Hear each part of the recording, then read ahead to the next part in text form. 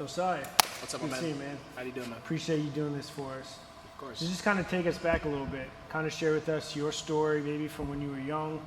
I know you grew up in a different state initially, and then kind of just walk us through to where you are today. I got you, man. So back when I was very young, I think that my story really starts through a miracle that God gave me of healing, because I used to have seizures, and they came out of nowhere. They were unexplainable. The doctors had no idea how to cure it. But either way, still, my parents prayed and prayed and prayed, and the Lord blessed me with no seizures after that. And that's kind of where my story begins, because for a lot of my younger years, it was all about healing, because I was sick a lot. I got sick over and over and over again, and God kept me through all that healing. And now He has blessed me now with a very, very high immune system. And so I thank God for that, because that's kind of where my story begins. Kind of fast forwarding all the way to middle school, because middle school is basically where a lot of my problems ended up coming to fruition, because 6th grade was when I first got introduced to pornography. And with that being said, I ended up falling into the trap of wanting to see those images all the time. And that Christmas, I got blessed with a little Kindle, and all I did on that Kindle was watch pornographic images. And it put me through a world of hurt, and my parents could see that, because they saw how it is that I acted change over time. And my mom kind of caught on to it. She said, I'm going to get down to the bottom of this. And then she found it. She found it and saw what it is that I was looking at. And I went through a really deep, dark time, because I was so tied to what I was watching that I threatened not to believe in God and not to follow God if I didn't get my Kindle back. And I had to go through a lot of healing regarding that. But unfortunately, fast forward a little bit, I gave myself my first phone. And I stayed off with those images for like a solid 3-4 months. And then I fell right back into the trap. And I kept going regarding this, and I would put on a fake front of myself.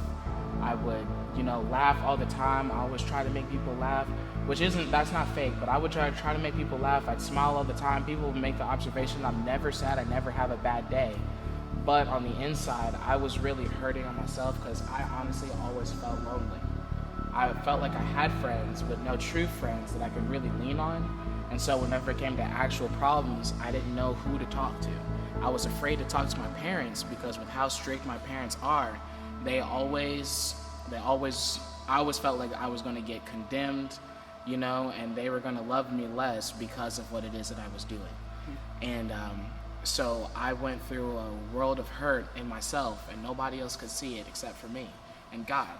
And I went through that for a long time, and then even through moving down here, made a lot of new friends, but that hurt of loneliness was still in me. And so I went through that a lot. One big part of my testimony, though, is being able to be part of the praise team here, starting at the youth and then here. I couldn't thank them enough for how much it is that they have instilled in me, and I call them family, because they are. That's good. Because I can always go to them. I always now know that I can go to them if I ever need help, and Looking then, back, keep going. And then going to now is just of the fact that now I'm still going through a healing process, and I'm still learning, I'm still gaining, especially as I'm going to college, and I'm gonna need God more than anything now as I go through that. And so, that's kind of where I am right now. That's good. Josiah, what would you say is your theme verse, your life verse? If someone was to say to you, what is your life verse that you've built your life upon, what is that verse? So my life verse is 1 Timothy 4:12, in which 1 Timothy 4:12 says, "Let no one look down on you because of your youth, but be an example and set a pattern for the believers in speech, in conduct, in love, and faith, and in moral purity." That's good. I think one of the things when I think about you is love. You love the Lord, you love worshiping, and you love your peers and your friends. And so that's a great verse that really speaks of who you are as a young man. Why do you think church, youth group, why do you think community is so important to you? If you look back, what would you say is the reason why you go to church? What's the reason why you're here every Wednesday? What does community and church mean to you? Well, firstly, community and church means that I'm surrounding myself by fellow believers, you know. It's kind of getting me out of that element of used to being in the complete sin of school, because you can rarely ever find Christian friends in school. And so coming to church kind of like helps refreshes and refills me, and I love it. And the thing is that not only do they help me, but I want to do my best to help anybody else out. You know what I'm saying? Maybe to be able to instill something, or maybe I can be that source of joy to somebody that they might need joy, you know? And that's kind of what I stand on. And so I come to youth every day, not only because I play drums and that I play for the worship team.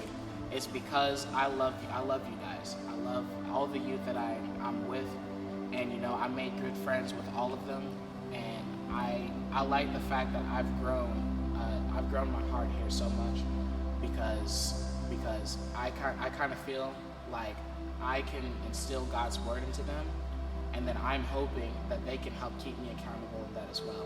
And that's even on Sunday mornings. Sunday mornings I try to be here as much as I can, because not only am I part of the praise team, but I love being able to hear testimonies from others, being able to hear wisdom from others, being able to laugh with other people in fellowship, and then being able to hear God's word and try to do my best to grow on that. And so that's the reason why I think that community in church is super important.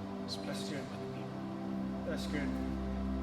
I know I speak on behalf of my wife, my leaders, but it's a big year for you. It's your senior year. And I know my wife and I, my family will miss you. These leaders, these students are going to miss you. But we're excited about your future and know that the Lord will direct every single step that you take. So appreciate you sharing your story. Of course, man.